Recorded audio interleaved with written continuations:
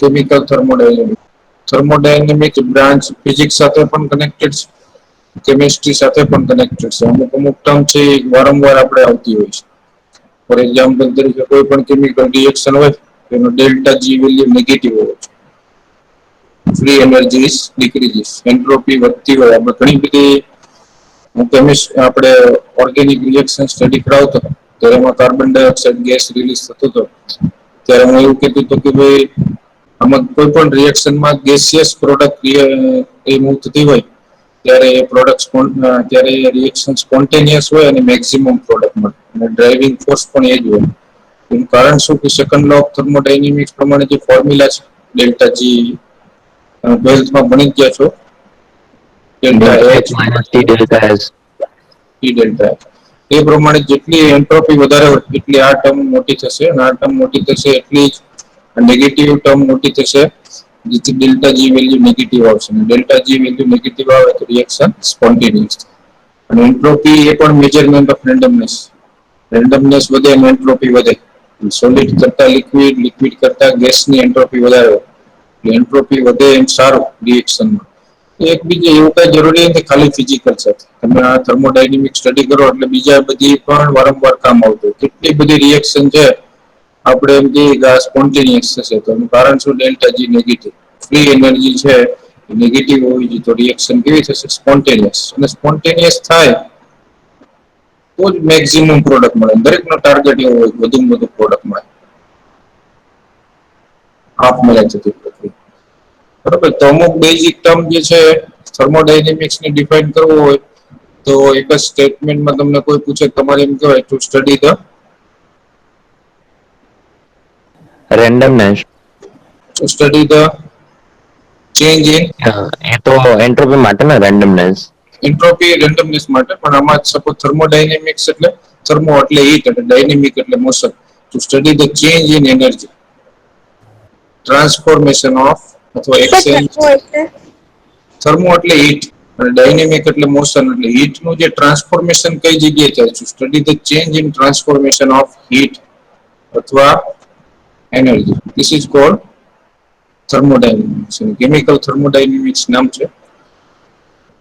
Thermodynamics generally છે એ macroscopic study છે. Macroscopic study. આમાં ટર્મ બહુ આવશે બધી. એટલે વારંવાર એ જોવાનું છે અને ફોર્મ્યુલા આવશે. અમુક ફોર્મ્યુલા તમને બહુ ઈઝીથી યાદ રહી જશે એમ પણ આપણે કરશું અને મોર દેન 30 ક્વેશ્ચન સોલ્વ કરીશું. આમાં CSI ને એમાં બહુ ક્વેશ્ચન આવે. ખાલી તમે ફોર્મ્યુલા જાણતા હો તો તમે આરામથી સોલ્વ કરી શકશો. બરોબર, મેક્રોસ્કોપિક સ્ટડી એટલે બલ્કમાં થાય. પ્રેશર છે, ટેમ્પરેચર છે. માઇક્રોસ્કોપિક સ્ટડી નથી. માઇક્રો એટલે ઓછું, મિક્રો એટલે બલ્કમાં સ્ટડી. બરોબર, એની પેલા આપણે તમે ઓલરેડી જાણો છો પણ આપણે ચેપ્ટર છે એટલે એ જોવું પડે. સિસ્ટમ, સરાઉન્ડિંગ અને યુનિવર્સ. આ દરેક ટર્મ જાણતા હશો. સિસ્ટમ એટલે આપણે જેની પર એક્સપેરિમેન્ટ કરતા હોય એને શું કહેવાય? સિસ્ટમ કહેવાય. ટેસ્ટ ટ્યુબમાં લઈને પ્રેક્ટિકલ કરતા હોય તો ટેસ્ટ ટ્યુબમાં જેટલા પાર્ટમાં જે કામ કરો છો એને સિસ્ટમ કહેવાય. બાકીના ભાગને શું કહેવાય? સરાઉન્ડિંગ. સિસ્ટમ પ્લસ સરાઉન્ડિંગ બે ભેગા થઈને શું બનાવે? યુનિવર્સ. બરોબર, અને સિસ્ટમ અને સરાઉન્ડિંગને જે સેપરેટ કરે સિસ્ટમ અને સરાઉન્ડિંગને જે સેપરેટ કરે એને શું કહેવાય? બાઉન્ડ્રી. તો આ રીતના પાર્ટ છે બધા. સિસ્ટમ કોને કહેવાય એ ખાલી ડેફિનેશન લખી નાખો. સિસ્ટમ જે છે system in thermodynamics refers to that part of universe. અત્યારે તમે જે લેક્ચર કે તમે જે રીતના લેક્ચર સ્ટડી કરો છો એ એક પાર્ટ સિસ્ટમ જ થઈ ગઈ. બાકીના ભાગને સરાઉન્ડિંગ કહેવાય. Part of this universe in which observation and remaining universe constitute the surrounding and universe constitute the surrounding. System અને સરાઉન્ડિંગ બંને ભેગા થાય એને શું કહેવાય? યુનિવર્સ. સિસ્ટમ અને સરાઉન્ડિંગ સેપરેટ કરે એને. બીજું આ યુનિટ આપણે સ્ટાર્ટ કરીએ પહેલા થોડા તમને યુનિટ કન્વર્ઝન યાદ હશે. થોડા યુનિટ કન્વર્ઝન અને થોડા એને રિવાઇઝ કરી દઈએ. યુનિટ કન્વર્ઝન વારંવાર એની જરૂર પડવાની. અમુક તો યુનિટ આપણે જે વારંવાર યુઝ થતા હોય એ દરેકને યાદ હોય. અમુક યુનિટ કેવાય એના ઓછા યુઝ થતા હોય, કેલરી છે એ બધા યુનિટ છે એને પાછા રિકોલ કરી દઈએ આપણે જાણતા હોય એવા વોલ્યુમ ટર્મ લઈ અને આપણે આ જે યુનિટ કન્વર્જન છે એમાં ખાસ જોઈએ 1 લિટર બરાબર કેટલા ડેસીમીટર ક્યુબ થાય? 1 ડેસીમીટર. આ વારંવાર આપણે યુઝ ન થતો હોય. 1 લિટર બરાબર 1000 ml એ દરેક યુઝ કરતા હોય છે. ત્યાર પછી 1 લિટર બરાબર 1000 સેન્ટીમીટર ક્યુબ પણ કહેવાય. અને 1 લિટર બરાબર 10⁻³ મીટર ક્યુબ. આ 4 યુનિટ યાદ રાખવાના છે. ચલો આમાં સૌથી મોટો યુનિટ કોણ થશે? મોટો યુનિટ કોણ થશે સૌથી વધારે? Metre cube. Metre cube. પછી મીટર અને લાસ્ટમાં ml. 1 ml બરાબર 1 ml બરાબર અહીં જો 1 સેન્ટીમીટર ક્યુબ. 1000 ml બરાબર 1000 સેન્ટીમીટર ક્યુબ. એટલે ઘણી બધી જગ્યાએ 1 ml આપેલું તો સેન્ટીમીટર ક્યુબ પણ તમે યુઝ કરી શકો. બરાબર. આ બધી જગ્યાએ તમે હમણાં જ તમે કન્ડક્ટિવિટી, મોલર કન્ડક્ટિવિટી તમે ઇલેક્ટ્રોકેમિસ્ટ્રીમાં સ્ટડી કર્યા ત્યારે આ જરૂર પડી હશે તમારે. બરોબર. 1000 સેન્ટીમીટર ક્યુબમાં તમારે લાવવા માટે બધી જગ્યાએ યુનિટ તો બહુ જરૂરી છે. ઘણી બધી વખત આમાં કેવું થાય તમે ફોર્મ્યુલા બધું જાણો છો, કારણ કે ગેટમાં જે ક્વેશ્ચન પૂછાય ને એમાં તમારો પ્રોબ્લેમ એ જ થાય યુનિટ કન્વર્જન બરોબર થાય નહીં એટલે જવાબ છે ને થોડો ચેન્જ આવે. એમાં જવાબ ચેન્જ આવે ને એટલે માર્ક્સ ના આવે. એનટીએ ટાઈપનો ક્વેશ્ચન હોય એટલે નેગેટિવ ના આવે, 0 આવે. આમ તમને આવડતું તો તમે મહેનત કરી હતી, તમને બધું ફોર્મ્યુલા મૂકી તમે એમાં ટાઈમ વેસ્ટ કર્યો તો પણ યુનિટ કન્વર્જન તમે ને લીધે જવાબ ચેન્જ આવે. પ્રેશર રિલેટેડમાં પણ આપણે થોડા યાદ કરી લઈએ. ઘણા બધા યાદ હોય આપણે અને અમુકને પાછા રિવાઇઝ કરી લઈએ. પ્રેશરમાં અમુક એવા યુનિટ છે. 1 atm એટમોસ્ફેરિક પ્રેશર 1 atm બહુ યુઝફુલ હોય. કેટલો બાર આવશે? આમ તો 1 atm બરાબર 1 બાર આપણે નેટમાં ઓપ્શન જોઈએ ને તો ઘણા બધા દૂરના ઓપ્શન હોય. ઓપ્શનમાં ઘણો બધો વેરિયેબલ હોય તો ત્યારે તમે 1 atm બરાબર 1 બાર લઈ શકો. પણ ગેટમાં કેવું કે એકદમ નજીક જયારે ઓપ્શન હોય એકદમ ક્લોઝ ઓપ્શન હોય 1.3 1.4 1.2 આવા હોય ત્યારે તમારે એક્ઝેક્ટ વેલ્યુ લેવી પડે. તમારા પાસે ગેટમાં કેલ્ક્યુલેટર હોય છે એટલે 1 atm = 1.01325 બાર અને 1 બાર શું થશે? પાસ્કલમાં કન્વર્ટ કરવું હોય તો કેટલા પાસ્કલ આવશે? 10⁵ પાસ્કલ. બરોબર. એને PA થી આપણે પણ ઇન્ડિકેટ કરીએ. ઓકે. એટલે આ તમારે જો આ 1 atm બરાબર 1 બાર જ વિચારવાનું, પણ ગેટમાં એકદમ ક્લોઝ તમારે હોય ઓપ્શનમાં ચારે ઓપ્શન તો તમારે એક્ઝેક્ટ લેવું પડશે. બીજો એક પ્રેશરનો યુનિટ છે mmHg મિલીમીટર Hg બરાબર કેટલા ટોર થશે? 1 1 ટોર. ટોર. આ ખૂબ જરૂરી છે. 76 mmHg બરાબર કેટલા ટોર થશે? તો 760 ટોર બરાબર શું લખું? 1 atm 1 atm બરાબર 76 mmHg પણ લઈ શકો, 760 ટોર પણ લઈ શકો. આ બધા પ્રેશરના યુનિટ છે. બરાબર. અને ન્યૂટન પર મીટર સ્ક્વેર છે. ન્યૂટન પર મીટર સ્ક્વેર તમારે ન લેવું તો ત્યાં પાસ્કલ પણ લઈ શકો. અહીંયા તમારે પાસ્કલની જગ્યાએ 10⁵ ન્યૂટન મીટરમાં -2 તમે પણ લઈ શકો. કેમ કે પ્રેશર બરાબર આપણે જાણીએ ફોર્સ અપોન એરિયા. બરાબર. ફોર્સનો યુનિટ શું હોય? ન્યૂટન. ન્યૂટન. અને એરિયાનો યુનિટ સપોઝ આપણે મીટર લઈએ તો P શું આવશે? ન્યૂટન પર મીટર સ્ક્વેર. ન્યૂટન પર મીટર સ્ક્વેર. આ પાસ્કલ જ કહેવાય પ્રેશર. એનર્જી એનર્જીના ટર્મમાં પણ આપણે લઈ લઈએ. એનર્જી તમારે અહીંયા ઘણા બધા ફોર્મમાં આવશે.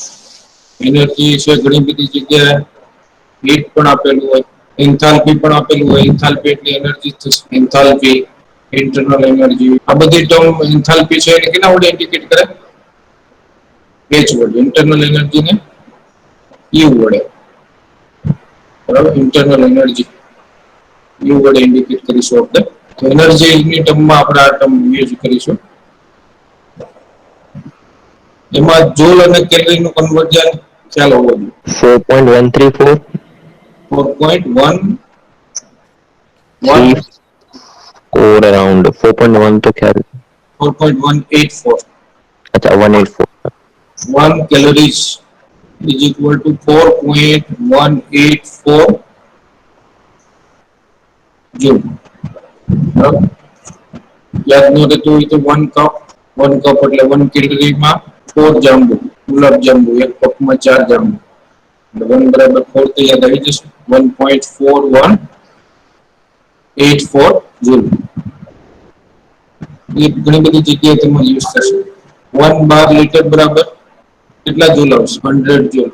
1 એટીએમ લીટર બરાબર થોડુંક જ ચેન્જ આવશે, નેટમાં 100 લઈ શકો. 101.3 ઓપ્શન નજીક હોય ત્યારે થશે. અને આ જો પ્રેશર અને વોલ્યુમ એકચ્યુઅલમાં વર્કનો પણ યુનિટ થાય. તમને ખબર છે પી પ્રેશર ઇન્ટુ વોલ્યુમ એટલે શું આવવાનું છે આમાં આગળ? વર્ક. અહીં પ્રેશર ઇન્ટુ वर्क વર્કનો પણ યુનિટ આવશે. બીજું 11th થી આપણે ભણતા આવીએ છીએ એવો ગેસ કોન્સ્ટન્ટ જે છે એના યુનિટની આપણે વાત કરી લઈએ. અને અત્યારે આપણા ઇક્વેશન, બે ઇક્વેશન છે, આઈડિયલ ગેસ ઇક્વેશન અને વાન ડર વાલ ગેસ ઇક્વેશન. એની ઉપર ક્વેશ્ચન બહુ બધા, પણ એ બે ઇક્વેશન અહીંથી આપણે ડિરાઈવ નથી કરવાના, કારણ કે એ તો ઇક્વેશન ક્યાં આવી જાય? ગેસિયસ સ્ટડી, આપણે ગેસ સોલિડ, લિક્વિડ અને ગેસ જે મેટરના 3 સ્ટેટ છે એમાંથી આપણે જે ગેસિયસ સ્ટેટ સ્ટડી કરતા હોય ત્યારે આવી જાય. આપણે અહીં જોઈ લઈશું ગેસ કોન્સ્ટન્ટ. આપણી પાસે આઈડિયલ ગેસ ઇક્વેશન દરેકને ખબર છે. આઈડિયલ ગેસ ઇક્વેશન કયો આવે? PV is equals to nRT. PV is equal to NR. બરાબર, તો 1 મોલ ઓફ ગેસ હોય એના માટે n બરાબર 1 લઈ શકીએ. હવે ગેસ કોન્સ્ટન્ટ તમને યુનિટ ભૂલાય છે તો આને સબ્જેક્ટ બનાવી P into V divided by N into T. એટલે જે આના દરેક યુનિટમાં મોલ ઇન્વર્સ, કેલ્વિન ઇન્વર્સ તો આવવાનું છે, એ ફાઇનલ છે. અહીંયા યુનિટ બદલશે. અહીંયા પ્રેશરની જગ્યાએ એટીએમ આવે, અહીંયા વોલ્યુમમાં લીટર, એટીએમ લીટર, બાર લીટર, પછી એટીએમ બાર માં આપણે જૂલમાં કન્વર્ટ કરી શકીએ, કેલરીઝમાં કન્વર્ટ કરી શકીએ. બરાબર, અલગ અલગ જે છે એમાં આર ની વેલ્યુ જે તમે પ્રેશરની એટીએમ અને લીટર લ્યો, આ તો યુનિટ મોલ જ, આ કેલ્વિન છે. Kelvin. બરાબર, તો યુનિટ શું આવશે એનો? એટીએમ પ્રમાણે લેશો તો તમે અંદાજિત 0.082 ATM litre kelvin inverse mall inverse. બરાબર, એ રીતનો તમે 12 લેશો તો શું આવશે? 0.083. એટલું જ યાદ રાખવાનું. એટીએમ એટલે A અને 12 એટલે B. બરોબર, A અને B, અને 82 અને 83 એટલું યાદ રાખો ને, બહુ નજીક, તમારે બહુ ચિંતા ના રહે.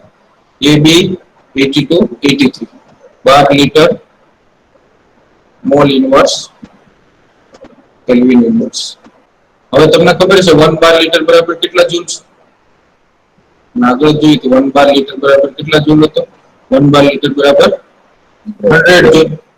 હવે તમારે એને જૂલમાં કન્વર્ટ કરવો છે 12 લીટર ને, તો તમારે 100 વડે મલ્ટીપ્લાય કરો. 100 વડે મલ્ટીપ્લાય કરશો તો કેટલો જવાબ આવશે? આખું લખો તો 8.31 Joule. Joule mall inverse kelvin inverse. પછી કેલરીમાં પણ કન્વર્ટ કરી શકાય. આગળ ક્યાં હતું કેલરી યુનિટ જે હતો ને, કેલરીઝ વાળો ક્યાં જોવાય? Joule Kelvin માં convert divide by 4.814. હા, 4.18 કરો એટલે કેલરી જ આવી જશે. બરોબર, 4.18 થી ડિવાઈડ કરો તો કેટલો આવે છે જવાબ? 2 ની આસપાસ આવે અંદર. 8.314 divided by 8.314 divided by કેટલો લેશો આપણે? 4.186. 1.98. 1.987. અરે 2 લ્યો તો ચાલે. ઘણી બધી છે. Is small inverse. Van der Waal equation જે છે એની વારંવાર જરૂર પડવાની. આ કેવું આઈડિયલ ગેસ ઇક્વેશન. હવે આઈડિયલ ગેસ જે ઇક્વેશન હતું PV is equal to nRT. આપણે ડિટેલમાં થિયરી નથી તમને કહેતો કે શું કામ વાન્ડરવાલ છે આઈડિયલ ગેસ ઇક્વેશનમાં કરેક્શન કર્યું, બરાબર? કારણ કે અહીંયા તમે ડાયરેક્ટ યાદ રાખો વાન્ડરવાલ્સ એ કોના માટે હોય? નોન આઈડિયલ અથવા રિયલ ગેસ. એમાં શું કર્યું હતું? એને પ્રેશર અને વોલ્યુમમાં કરેક્શન કર્યું હતું. अच्छा वी हाँ P plus P0 એ કે પ્રેશર એટલું ના હોવું જોઈએ, એટલું હોવું જોઈએ. થોડુંક એડ કરો. એડ કરવું પડશે. h square upon v square. Volume છે, વોલ્યુમ છે એમાંથી માઇનસ કરવું પડશે. સમથિંગ કંઈક બાદ કરો. શું બાદ કરો? એનઆરટી. હવે શું કામ એડ કર્યું, શું કામ બાદ કર્યું એનો આપણે થોડું ડિસ્કશન અત્યારે કરવાની જરૂર છે ને. અત્યારે તમે ડાયરેક્ટ યાદ કરો p plus an square v square. કારણ કે જો આઈડિયલ ગેસ ઇક્વેશન પ્રમાણે શું હતું એક જ આમ શોર્ટમાં કહી દો તમને. આઈડિયલ ગેસ ઇક્વેશન પ્રમાણે એવું હતું કે ભાઈ ગેસના મોલેક્યુલ વચ્ચે ઇન્ટરેક્શન ના હોય. ગેસના મોલેક્યુલ વચ્ચે ઇન્ટરેક્શન ના હોય. સપોઝ કોઈ આ કન્ટેનર છે એમાં ગેસના મોલેક્યુલ છે. આપણે આવું જ ધારવાનું છે આખા ચેપ્ટરમાં. હવે જ્યારે કોઈ વચ્ચે ઇન્ટરેક્શન ના હોય ત્યારે ગેસના મોલેક્યુલ છે એ ખૂબ ઝડપથી હોલ સાથે કોલિઝન થાય. અને વધારે ઝડપથી કોલિઝન થાય એટલું જ પ્રેશર વધારે જનરેટ થાય. આમાં પ્રેશર વધારે જનરેટ થયું હશે, બરાબર? તો વાન્ડરવાલ્સે શું કીધું કે ભાઈ મિનિમમ જે force very weak attractive force વાન્ડરવાલ્સે આપ્યું કે નોન પોલર મોલેક્યુલ વચ્ચે પણ ઇન્ટરેક્શન હોય. ઓક્સિજન ગેસના મોલેક્યુલ વચ્ચે થોડું ઇન્ટરેક્શન તો હોય. હવે ઇન્ટરેક્શન હોય તો જેવો ગેસનો મોલેક્યુલ હોલની નજીક આવે એટલે એની સ્પીડ ધીમી પડશે. કેમ કે જેવો સપોઝ ગેસનો મોલેક્યુલ અહીંયા છે તો આ બાજુથી એટ્રેક્શન ઓછું હશે, જ્યારે આ બાજુ એટ્રેક્શન વધારે હશે. એટલે ગેસના મોલેક્યુલ જેમ હોલની નજીક આવશે એમ એની સ્પીડ ઓછી થશે. એની સ્પીડ ઓછી થશે એટલે ધીમી સ્પીડથી હોલ સાથે કોલિઝન થશે અને પ્રેશર ઓછું થશે. એટલે કે ભાઈ તમારા કરતા મારું પ્રેશર ઓછું છે એટલું કરવા માટે મારે કંઈક એડ કરવું પડે. શું એડ કર્યું? n square plus upon v square. એ એટલે વન્ડરવાલ કોન્સ્ટન્ટ જે ઇન્ટરમોલેક્યુલર ફોર્સ ઓફ એટ્રેક્શન પર ડિપેન્ડ કરે. અને n છે મોલ છે અને v વોલ્યુમ છે, બરાબર? એ પ્રમાણે આ ટર્મ એડ કરેલી છે. એની આખી કેલ્ક્યુલેશન છે પણ આપણે જોવાની જરૂર છે નહીં. p plus n square upon v square. અને વોલ્યુમ બાદ કર્યું. આમાં આઈડિયલ ગેસ પ્રમાણે શું કહેવાતું કે જ્યારે કન્ટેનરમાં ગેસના મોલેક્યુલ ભરેલા હોય ત્યારે જે ખાલી જગ્યા હોય એની કમ્પેરિઝનમાં ગેસના મોલેક્યુલનું વોલ્યુમ કન્સિડર જ નથી કરતા, બરાબર? એટલે વોલ્યુમ કેવું હશે? ઓછું હશે. તો આણે જ કન્સિડર કર્યું હશે એટલે આનું વધારે હશે. એટલે આના જેટલું કરવા માટે something to be subtracted from the real ideal volume. Ideal વોલ્યુમમાંથી n બિગ, n એટલે મોલ ને b એટલે વાન્ડરવાલ કોન્સ્ટન્ટ. a અને b વાન્ડરવાલ કોન્સ્ટન્ટ છે, v વોલ્યુમ છે, p પ્રેશર છે, r ગેસ કોન્સ્ટન્ટ છે, t ટેમ્પરેચર છે, n મોલ છે. આ ઇક્વેશન ઉપર ઘણી બધી નંબર ઓફ ટાઈમ્સ ક્વેશ્ચન પૂછાઈ ગયા એટલે તમારે યાદ રાખવાનું. Van der Waal gas correction in ideal gas equation. pv is equal to nRT દરેક ની યાદ હોય. ક્લિયર? દરેક રોજ બોલવાનું એટલે યાદ રહી જશે. હવે આગળ આપણે બે પ્રોપર્ટી સ્ટડી કરવાની છે. આગળ જઈએ ઇન્ટેન્સિવ પ્રોપર્ટી. થર્મોડાયનેમિક્સમાં બે પ્રોપર્ટીઝ આવે એની ઉપર પણ ક્વેશ્ચન ડાયરેક્ટ હોય છે. અને બીજી છે એક્સટેન્સિવ પ્રોપર્ટી. ખ્યાલ છે કોઈ? ઇન્ટેન્સિવ અને એક્સટેન્સિવ. ઇન્ટેન્સિવ પ્રોપર્ટી કેના ઉપર ડિપેન્ડ કરે? આપણે બધા એક્ઝામ્પલ સમજવાના છે. અહીંયા ટર્મ તો કેવી આપણે આખા થર્મોડાયનેમિક્સમાં જેટલી ટર્મ આવે ને એટલા હું એક્ઝામ્પલ આપી દેવાનું છે. તમે બીજા કેમિસ્ટ્રીમાં પણ ઘણા બધા ભણી ગયા હોય અને બીજા પણ આવતા હોય. સમજવાનું છે કે ઇન્ટેન્સિવ પ્રોપર્ટી છે independent on amount of quantity of matter. આ જે પ્રોપર્ટી છે એ અહીંથી યાદ રાખો. IN એટલે independent of amount or quantity of matter. Quantity ઉપર ડિપેન્ડ નહીં કરે. આપણે એક્ઝામ્પલ થી વધારે સમજશું. Depend on the amount of quantity, depend on amount or quantity of matter. હવે આપણે એક્ઝામ્પલ થી ખાસ સમજશું. સપોઝ કે હું એક કન્ટેનર લઈ લઉં છું. આમાં 100 ml 1 મોલર Na OH નું સોલ્યુશન બરાબર છે. બરોબર. આ કન્ટેનર આ 100 ml તમારી લેબોરેટરીમાં પણ તમે સોલ્યુશન 1 મોલર બનાવેલું હોય અને તમે 10 સ્ટુડન્ટ હોય 10 સ્ટુડન્ટ 10 ml લઈ લ્યો તો દરેક તમે 10 ml જે એને હોય સોલ્યુશન લીધું, હવે એનું કોન્સન્ટ્રેશન કેટલું હશે? તો ચેન્જ થાય. તો એ મેટર ઉપર ડિપેન્ડ કરતો નથી. કોન્સન્ટ્રેશન કેમાં એક્ઝામ્પલ આવશે? કોન્સન્ટ્રેશન નું એક્ઝામ્પલ કેમાં આવશે? Intensive. Intensive property. Concentration intensive પ્રોપર્ટીમાં આવશે. એક્સટેન્સિવ પ્રોપર્ટી એટલે માસ ઉપર ડિપેન્ડ કરે, બરાબર. સપોઝ કોઈ પણ એક્ઝામ્પલ આપણે લઈ લઈએ. સપોઝ કે હું boiling point is also A intensive property. મારા પાણીનું ફ્રીઝિંગ પોઈન્ટ એ પણ 0 ડિગ્રી સેલ્સિયસ હશે અને પ્રકાશ સી નું પણ ફ્રીઝિંગ પોઈન્ટ એ જે છે સેમ જ આવશે. મેલ્ટિંગ પોઈન્ટ બી મેલ્ટિંગ પોઈન્ટ પણ એ જ આવશે. એક્ઝામ્પલથી સમજવાનું, બરાબર. હવે એક કન્ટેનરમાં 100 ml પાણી ભરેલું છે, એનું વજન પણ કેટલું હશે? 100 ગ્રામ. હવે હું એના બે ઇક્વલ ભાગ કરી નાખું છું અને એક ભાગ જે છે પલકને આપું ને એક હું રાખું, તો વોલ્યુમ કેવું થઈ જશે? ચેન્જ થઈ જશે.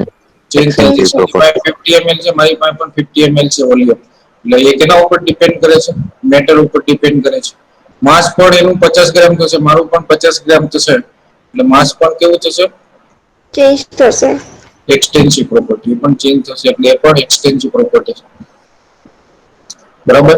બીજી વસ્તુ આની સાથે ટર્મ જે તમને જે કેવું આ સોલ્યુશનમાં અમુક ટર્મ તમારે સ્વીકારવી પડે. અમુક ટર્મ છે એ હું જેટલું સમજાવી શકું. હું તમને એમ કહું કે હીટ કેપેસિટી છે, હીટ કેપેસિટી એ એક્સટેન્સિવ પ્રોપર્ટી છે, પણ હીટ કેપેસિટી હજી તમને ખબર જ નથી શું છે. 11 12 માં ભણી ગયા છો, એને અત્યારે યાદ બધા ના હોય. હીટ કેપેસિટી લેવાનું છે.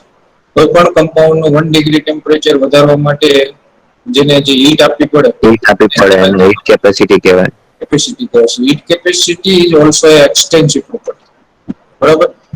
પછી જો આ તમને એમ કહું બોઇલિંગ પોઈન્ટ છે ઇન્ટેન્સિવ પ્રોપર્ટી છે, પણ elevation in boiling point 12th માં ભણી ગયા સોલ્યુશનમાં. ઉત્કલન બિંદુમાં થતો વધારો, વધારો. બોઇલિંગ પોઈન્ટમાં થતો વધારો, એલિવેશન ઇન બોઇલિંગ પોઈન્ટ, એ કેના ઉપર ડિપેન્ડ કરે? માસ ઉપર ડિપેન્ડ કરે. કઈ રીતના? ફોર એક્ઝામ્પલ તરીકે boiling point is also A extensive property because it depend on the mass. So depression in freezing point આ ડેલ્ટા ટીબી વડે આને ઇન્ડિકેટ કરાય. તમે 12th માં યાદ કરવાનું. Depression in freezing point. Property છે. Depression in freezing point. એ કેના ઉપર ડિપેન્ડ કરે? એ પણ માસ ઉપર ડિપેન્ડ કરે. ઉપર જ કરશે. એમાં ડિક્રીઝ થશે freezing point. Extensive property because it depend on the mass. બીજું ઘણું બધું છે. હીટ કેપેસિટી છે ને એ એક્સટેન્સિવ પ્રોપર્ટી પણ specific heat capacity intensive property છે. ક્યાંય પણ સ્પેસિફિક કે મોલર વર્ડ આવે ને ફિક્સ થઈ જાય ને એટલે હંમેશા માટે ઇન્ટેન્સિવ પ્રોપર્ટી છે. ક્યાંય પણ તમને સપોઝ કે વોલ્યુમ કીધું એ એક્સટેન્સિવ પ્રોપર્ટી, પણ કોઈ એમ કે મોલર વોલ્યુમ, તો કોઈ એમ કે ઇન્ટેન્સિવ પ્રોપર્ટી બની જાય. મોલર વોલ્યુમ એટલે ફિક્સ થઈ ગયું. કોઈ પણ દરેકને ખબર છે ને 1 મોલ વસ્તુ એટલે હું એમ કહું 1 મોલ પાણી 18 ગ્રામ પાણી 6.023 બરાબર 6.022 × 10⁻23 વોટરના મોલેક્યુલ્સ અથવા એસટીપી વાત કરવી તો 22.4 લીટર છે નું વોલ્યુમ. આ બધી વસ્તુ સરખી થઈ ગઈ, બરાબર. એટલે સ્પેસિફિક હીટ કેપેસિટી અને મોલર હીટ કેપેસિટી હું બધી ટર્મ પાછી લેવાનો છું. આમાં જેટલી ખ્યાલ આવે એટલી જોતા જાઓ, બરોબર. પણ આમાંથી એક એક્ઝામ્પલ બેઠો હોય છે કે ભાઈ આમાંથી આ કઈ પ્રોપર્ટી છે? Molar heat. ચલો એનર્જી એક્સટેન્સિવ કે ઇન્ટેન્સિવ થી સમજાવો કે સપોઝ કે એક ચોકલેટ છે ડેરી મિલ્ક, એ 20 કેલરી આપે છે. આપણે જે 10 રૂપિયા લઈએ 20 કેલરી એનર્જી આપે છે. હવે એમાંથી હું અડધી ચોકલેટ છે એ બીજાને આપી દઉં તો એનર્જી એની 20 કેલરી જ આપશે કે કેટલી આપશે? ઓછી થઈ જશે. જે છે ને એટલે કીધું એક્સટેન્સિવ પ્રોપર્ટી છે ને. Very good. Energy is extensive property. Okay. ચલો હવે તમે ભણી ગયા છો એમાં આપણે વાત કરીએ છીએ. મારે ઈ સેલ અને ઇનોટ સેલમાં વાત કરવી છે. સેલ પોટેન્શિયલ અને standard cell chemical potential chemical ભણી ગયા તમે, બરોબર. તો ઈ સેલ કેમિકલ પોટેન્શિયલ છે અને સ્ટાન્ડર્ડ કેમિકલ પોટેન્શિયલ છે. ક્યાં ઈ નોટ મૂકો ને ક્યાં ઈ સેલ મૂકો એ બે એક જગ્યાએ મૂકી દો. સર સ્ટાન્ડર્ડ ઈ ઇન્ટેન્સિવ માં આવશે. સ્ટાન્ડર્ડ ઇન્ટેન્સિવમાં આવશે. એ તો ફિક્સ હોય. તમે જુઓ ઝીંક નો જે રિડક્શન પોટેન્શિયલ છે થોડો બદલાવો, કોપર નો ફિક્સ જ રિડક્શન રહેશે, પોટેન્શિયલ એમાં કોઈ ચેન્જ નહીં થાય. બરાબર, પણ ઈ સેલ બદલાતો જશે. તો ઈ સેલ છે એક્સટેન્ટિવ આવશે. એ એક્સટેન્સિવ પ્રોપર્ટી ફોર્મ્યુલા તમે જુઓ, E cell is equal to E naught cell minus 0.059 upon n log product નું કોન્સન્ટ્રેશન ડિવાઇડ બાય રિએક્ટર નું. તો આ તો ફિક્સ જ છે. આ તો વેરિયેબલ થશે, આ બધું બદલાશે એટલે નંબર ઓફ ઇલેક્ટ્રોન બદલાશે, આ છે બદલો એટલે ઈ સેલ બદલાશે. ઈ સેલ બદલાશે એટલે કેના ઉપર ડિપેન્ડ કરે? મેટર ઉપર ડિપેન્ડ કરે છે. That's why this is extensive property. But E naught cell is the fixed standard chemical potential જે આપેલો છે કોપર નો, આયર્ન નો, બધાયનો ઇલેક્ટ્રોમોટિવ EMF સિરીઝમાં ફિક્સ આપેલો છે. એ બદલાય બરાબર. E naught cell is a extensive property. ત્યાર પછી આમાં જો તમે બીજી બધી છે એનર્જી આવી ગઈ. પછી ફ્રી એનર્જી, એન્થાલ્પી, ત્યાર પછી ઇન્ટરનલ એનર્જી, એન્ટ્રોપી શેમાં આવશે? એન્ટ્રોપી પણ એક્સટેન્સિવ પ્રોપર્ટી. એક ક્લાસમાં 10 સ્ટુડન્ટ બેઠા હોય અને એક ક્લાસમાં 50 સ્ટુડન્ટ બેઠા હોય, તો રેન્ડમનેસ ક્યાં વધારે છે? ઓલી 50. બાજુ. હા. Entropy also extensive property. Clear? તો હવે એક્ઝામ્પલ તો કેટલા ઘણા બધા જે છે એ પછી આવે પાછા બીજા, પણ તમને એક ટર્મ ખ્યાલ આવી ગયો કે આપણે અહીં બહુ બધા એક્ઝામ્પલ લઈ લીધા. બરોબર, ઇન્ટેન્સિવ અને એક્સટેન્સિવ પ્રોપર્ટીના. બીજા કોઈ ત્યારે વચ્ચે આવશે તો આપણે જોશું.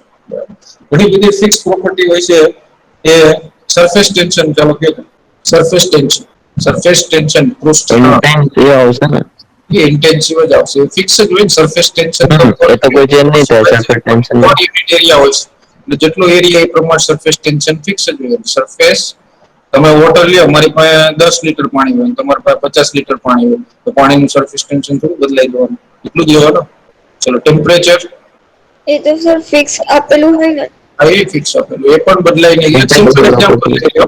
મારી પાસે 100 ml વોટર છે અત્યારે, બરાબર. એમાં હું 50 ml આપી દઉં, મારા વોટરનું 35 ડિગ્રી સેલ્સિયસ હોય, તમારું અત્યારે એટ એ ટાઈમ 35, એ પણ ટેમ્પરેચર પર ઇન્ટેન્સિવ પ્રોપર્ટી. પ્રેશર પર ઇન્ટેન્સિવ. ઇન્ટેન્સિવ. બધું એક્ઝામ્પલ લેશે. ચલો ગેસ કોન્સ્ટન્ટ, હા હમણાં લીધો intensive. Intensive. Gas constant constant તો મોટા ભાગે ઇન્ટેન્સિવ જ આવશે ને? ઇન્ટેન્સિવ જ આવશે. બરાબર. સર આપણે એન્થેલ્પી જોયું એ કઈ રીતે મતલબ એક્સટેન્સિવ આવશે? એન્થાલ્પી એટલે એનર્જી છે. એ જે છે ને એનર્જીની ટર્મમાં જ છે આ બધી એનર્જી આપણે કીધી ને. એનર્જી છે, આ બધી ગિફ્ટ ફ્રી એનર્જી છે, અલગ અલગ ટર્મ છે બધી. એન્થાલ્પી એટલે એનર્જી છે. ઇન્ટરનલ એનર્જી, આ એન્ટ્રોપી છે. બરોબર ને. એન્થાલ્પી ના બધી ટર્મ તો આપણે કેમિસ્ટ્રી આખા ચેપ્ટરમાં ભણવાની છે બધી 1 by 1. આ બધી એક એનર્જીના અલગ અલગ સિમ્બોલ છે. બરોબર. Main energy, Gibbs free energy, Helmholtz free energy, enthalpy, internal energy, entropy, આ બધા ટર્મ આપણે 1 by 1 જોવાના છે. ઓકે, બધી એનર્જીની ટર્મ છે. આપણે આખા ચેપ્ટરમાં તમે આટલાથી તો બધાથી ક્લિયર જ હોવા જોઈએ. જી, એચ, યુ અને એસ, કેમ કે એને મારે વારંવાર જરૂર પડવાની. હવે આ 4 ટર્મ જી એટલે ગિબ્સ ફ્રી એનર્જી, એચ એટલે એન્થાલ્પી, યુ એટલે ઇન્ટરનલ એનર્જી, એસ એટલે એન્ટ્રોપી. આખું ચેપ્ટર આના ઉપર આવવાનું. એ તો બધી ટર્મ હજી જોવાની છે આખી 1 by 1. Heat capacity, molar heat capacity, specific heat capacity, ને બધી વસ્તુ જોવાની. એ એક્ઝામ્પલ આવશે વચ્ચે તો આપણે જોશું અને એને આઈડેન્ટિફાઈ કરશું કે એક્સટેન્સિવ છે કે ઇન્ટેન્સિવ. ચાલો હવે બીજા કોઈ એક્ઝામ્પલ હવે છે નહીં, હવે આવશે પાછા આપણે જોઈશું, ડિસ્કસ કરીશું. ખાલી પોઈન્ટ 2 લખી નાખો, આમાં આપણે ડિસ્કસ કરી લેવા પણ મટીરીયલમાં બની જાય કે if the amount of substance is fixed, the amount of substance is fixed. Fixed એટલે 1 mole અથવા 1 ગ્રામ. કેમ કે સ્પેસિફિક હીટ કેપેસિટી છે 1 ગ્રામ કમ્પાઉન્ડ નું 1 ડિગ્રી ટેમ્પરેચર વધારવા માટે જે હીટ આપવી પડે એને કહેવાય specific heat capacity. Molar heat capacity એટલે 1 મોલ કમ્પાઉન્ડ એટલે તો ફિક્સ થઈ ગયું 1 mole or 1 gram. Always intense. Always intense. બરાબર, એક્ઝામ્પલ આપી દીધા છે. સપોઝ કે બીજા મોલર એન્થાલ્પી કીધું. આપણને ખબર છે કે એન્થાલ્પી છે એ intensive property, extensive property. Molar enthalpy પછી એક્સટેન્સિવ થઈ જાય. મોલર વર્ડ આવે એટલે પતી ગયું. ઓકે, ત્યાર પછી બીજી એક ટર્મ લખી નાખો, ratio to extensive property intensity. Is equal to intensive property. For example તરીકે આપણે એક એક્ઝામ્પલ લીધો તો ડેન્સિટી, બરાબર, is equal to mass upon volume. તો માસ પણ કેવો છે? Extensive property. એક્સટેન્સિવ, વોલ્યુમ પણ એક્સટેન્સિવ. વોલ્યુમ પણ extensive intensive. Is equal to intensive property. Clear? તો આપણે નેક્સ્ટ ટર્મ લેવાની છે સ્ટેટ ફંક્શન અને પાથ ફંક્શન. આપણે આમ ખ્યાલ છે સ્ટેટ ફંક્શન એટલે ઇનિશિયલ સ્ટેટ અને એના ઉપર ડિપેન્ડ કરતા હોય ફાઇનલ સ્ટેટ. બરાબર, તો સ્ટેટ ફંક્શન ટાઇટલમાં દઈએ આપણે. એમાં શું લખશું આપણે? Properties whose value depends only on initial and final state. Initial value અને ફાઇનલ વેલ્યુ ઉપર ડિપેન્ડ કરે. ફોર એક્ઝામ્પલ તરીકે ટેમ્પરેચર છે ΔT. Initial temperature 35 degree Celsius હોય અને તમારે ફાઇનલ તમારે 50 ડિગ્રી સેલ્સિયસ લાવવું હોય તો તમે કોઈ પણ રીતે લાવી શકો. એટલે T1 માંથી 35 માંથી તમે 25 ડિગ્રી સેલ્સિયસ પણ કરી શકો અને 25 ડિગ્રી સેલ્સિયસ થી 50 પણ કરી શકો. અથવા તમે 35 થી તમે -10 લાવો, -10 થી 50 લાવો, જે પણ રીતે લાવો. પણ મારે શું જોવાનું આમાં? ખાલી ઇનિશિયલ કેટલું છે? 35 અને ફાઇનલ કેટલું છે? 50. ઘણી બધી સ્ટેટ ફંક્શન તો જે છે ઓલમોસ્ટ બધા જે વેરિયેબલ છે એ બધા સ્ટેટ ફંક્શન છે. ખાલી આખા થર્મોડાયનેમિક્સમાં 3 જ ગણ છે સ્ટેટ ફંક્શન નથી. કોણ કોણ? વર્ક, હીટ અને હીટ કેપેસિટી. 3 સિવાય બધા સ્ટેટ ફંક્શન છે. સ્ટેટ ફંક્શન ને આપણે ડેલ્ટા થી ઇન્ડિકેટ કરીશું. બરાબર, બધા સ્ટેટ ફંક્શન છે ડેલ્ટા એચ, ડેલ્ટા યુ, બરાબર, ત્યાર પછી delta V, delta G, delta S. આ બધા સ્ટેટ ફંક્શન છે આપણે જેટલા યાદ આવે. Value depend only on the initial and final state. Enthalpy નું ચેન્જ ગમે એ રીતે કરવામાં. ઇનિશિયલ એન્થાલ્પી કેટલી હતી, ફાઇનલ કેટલી છે? ઇનિશિયલ ઇન્ટરનલ એનર્જી કેટલી હતી, ફાઇનલ કેટલી છે? ઇનિશિયલ એન્ટ્રોપી કેટલી હતી, ફાઇનલ કેટલી છે? This is called state function. આ જે સ્ટેટ ફંક્શન છે આ એક્ઝેક્ટ ડિફરન્શિએશન. હવે આ એક્ઝેક્ટ ડિફરન્શિએશન શું હું નેક્સ્ટ લેક્ચરમાં તમને કરાવીશ. State function is exact. થોડું ડિફરન્શિએશન અને ઇન્ટિગ્રેશન એ પણ આપણે થોડું લઈશું. ત્યાર પછી સ્ટેટ ફંક્શન ફોલો આ રૂલ હું તમને કરાવવાનો છું. Euler's reciprocity rule. આ રૂલ નેક્સ્ટ લેક્ચરમાં ચાલશે. પછી આ બધી આ ટર્મ પણ બહુ બધી વખત પૂછાઈ ગઈ. સાયક્લિક ઇન્ટિગ્રલ ઘણી બધી વખત ક્વેશ્ચન પૂછાઈ ગયા. સાયક્લિક ટર્મ આપેલી હોય અને એના માટે સ્ટેટ ફંક્શન જે છે બધા ઓલવેઝ કેવા આવશે? જી, સાયક્લિક ફોર્મ હોય એ જ જગ્યાએ પાછા આવતા હોય તો શું થશે? ફોર એક્ઝામ્પલ તરીકે આપણે એક સાયક્લિક ફોર્મ લઈ લઈએ A અને B. A થી B આવતા બરાબર ને B થી A આવતા.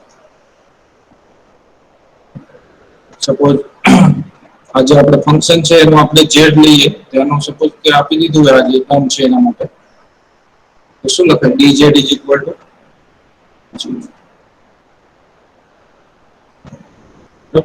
A અને B વેરિયેબલ હોય z ના z આખી એક સિસ્ટમ છે.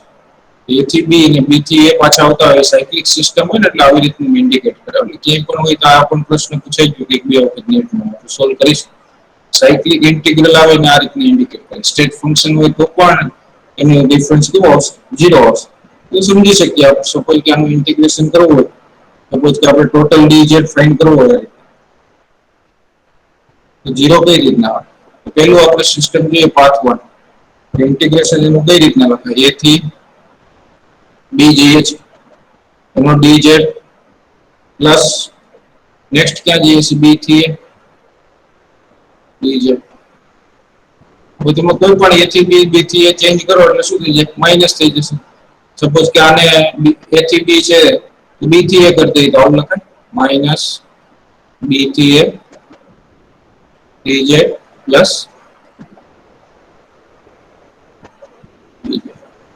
જો કેટલો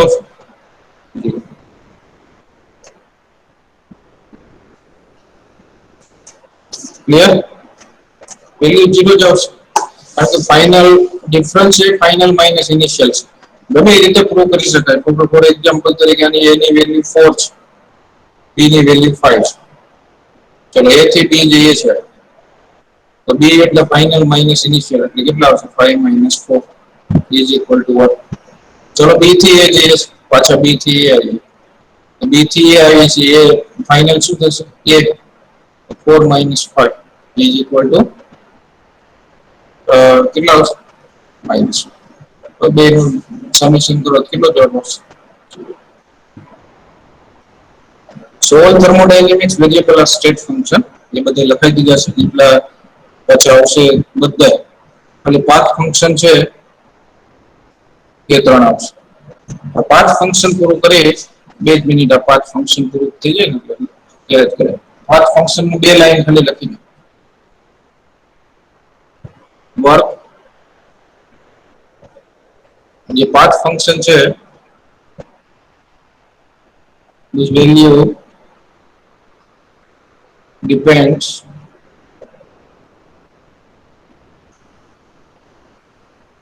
કેની પર ડિપેન્ડ કરશે on the path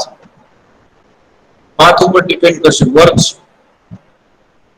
વર્ક તો અલગ અલગ થવાનું 10 માળની બિલ્ડિંગ હોય ને કોઈ એમ કે પાણીની ડોલ છે 10મા માળે પુગાડવાની પડે બરોબર કોઈ વ્યક્તિ લિફ્ટમાંથી જાય અને કોઈ વ્યક્તિ દાદરા ચડીને જાય વર્ક કઈ જગ્યાએ વધારે થશે દાદરા ચડીને જાય બરાબર એ જ પ્રમાણે હીટ કેપેસિટીને c વડે ઇન્ડિકેટ કરાય પણ ઘણી બધી વખત heat capacity at constant pressure પણ હોય NCV constant volume.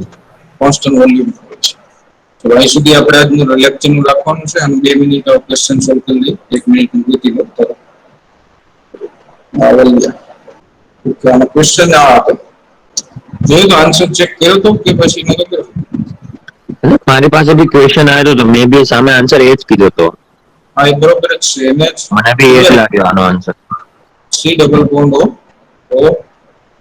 આવી રીતનું હતું અને એસિડિક કન્ડિશન આપી બરાબર તો આપણે જેટલું ભણ્યા એ પ્રમાણે લોજિક લગાડી અને મેં જે તારા 3 ઓપ્શન હતા ઓપ્શન પણ જોયું બરાબર અને આ રીતનું નેક્સ્ટ આ 3 ઓપ્શન છે C double bond O OH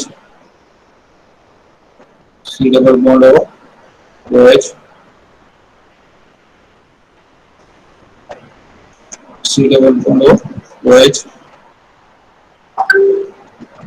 દર વખતે કંઈક ને કંઈક આપણે ગમે તેટલું ભણીએ ને તો કંઈક ને કંઈક નવું આવે પણ આપણે જે એક્ઝામ દેવા જાવ ને એમાં 4 ઓપ્શન હોય છે એ 4 ઓપ્શન આપણે ઘણી બધી વસ્તુ ઘણી બધી વખત ના જાણતા હોય પણ આપણે જેટલું જાણતા હોય એનો લોજિકમાં ઉપયોગ કરી અને આપણે એ સોલ્વ કરતા હોય છે. બરોબર, એટલે આમાં મેં એવું જ કંઈક કર્યું હતું.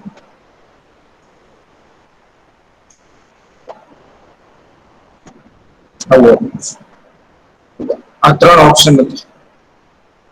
બરાબર, હવે જો એમાં ઓપ્શન પેલા એલિમેન્ટ ખાલી કરીએ. તમે જો અહીંથી આને બ્રેક કરી દીધું છે. બરાબર, એટલે આ પાર્ટ તો દરેકમાં કોમન છે. જો COOH NH2 COOH NH2 COOH NH2. બરાબર, ક્લિયર? એટલે આ પાર્ટમાં આપણે કોઈ જોવાની વસ્તુ છે. બીજી વસ્તુ જો આમાં carbon dioxide gas suppose liberate થાય તો બાકીની વસ્તુ કઈ વધશે? કાર્બન એની સાથે આવી રીતનું મિથેન ઇથેન પ્રોપેન અને આઇસો ટર્શરી બ્યુટાઇલ. બરાબર, કાર્બન ડાયોક્સાઇડ ગેસ રિલીઝ થાય એક આમાં છે, અને બીજે કાર્બન ડાયોક્સાઇડ ગેસ કેમાં રિલીઝ થાય છે? આમાં રિલીઝ થાય છે, અહીંયા કાર્બન ડાયોક્સાઇડ. તો કાર્બન ડાયોક્સાઇડ ગેસ રિલીઝ થઈ જાય પછી બીજો કોઈ ઓક્સિજન વધે છે આમાં? છે કે બાવલિયા? બીજો કોઈ ઓક્સિજન છે કે? અહીંયા ઓલરેડી OH છે ને કાર્બન ડાયોક્સાઇડ, તો ત્રીજો ઓક્સિજન તો અહીં છે જ નહીં. આ ઓપ્શન તો એલિમિનેટ થઈ જાય. અને આપણે અત્યાર સુધીમાં દરેક જગ્યાએ જોઈએ કાર્બન ડાયોક્સાઇડ ગેસ રિલીઝ થતો હોય તો એમાં એન્ટ્રોપીમાં શું થશે? વધારો થશે. અને હવે અહીંયા આ ગ્રુપ નીકળી ગયું છે ને પાછું આવો C ડબલ બોન્ડ OH ક્યાંથી અહીંથી બની ગયું? અહીંયા મિથાઇલ ગ્રુપ ક્યાંથી આવી ગયું? આ ઓપ્શન. બરાબર, આખું આ બાજુથી આ બાજુ ક્યાંથી આખું આ રીતનું કે તૂટે કોઈ દિવસ? CH3 એની બાજુમાં C ડબલ OH છે ને આ OCO કઈ રીતના થયું? બરાબર, એ પ્રમાણે આ ઓપ્શન પણ એલિમિનેટ થઈ જાય. અને ફાઇનલી જો આમાં એકદમ શૂટ થાય છે, કાર્બન ડાયોક્સાઇડ અહીંથી રિલીઝ થાય છે અને અહીંથી આ જે એસિડિક પ્રોટોન છે રિલીઝ થાય. આખી પ્રોસેસ આ રીતની હશે. પેલા પ્રોટોનેશન થશે આ રીતના, ડબલ બોન્ડ ઓફ NH, અહીંયા પ્રોટોનેશન થશે આ જગ્યાએ, અહીંયા લોન પેર હશે. અને પ્રોટોનેશન થયા પછી આ